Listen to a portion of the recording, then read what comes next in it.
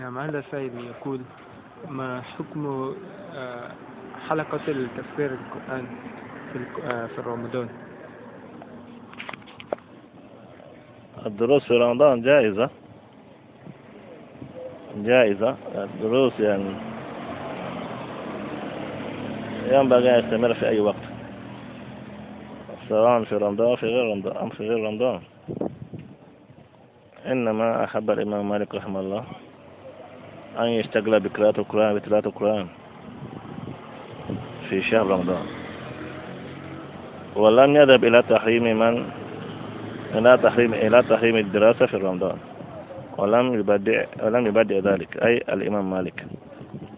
إنما هذا أمر يخصه، يفضل أن يشتغل بقراءة القرآن في شهر رمضان، فلذلك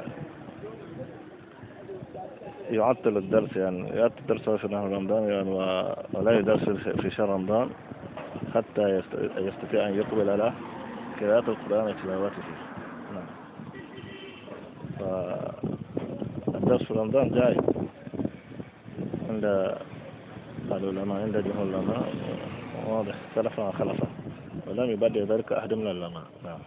ومن ذلك التفسير في نهار رمضان، من ذلك تفسير القرآن في شهر رمضان، وغيره من أنواع الدروس الأخرى. نعم.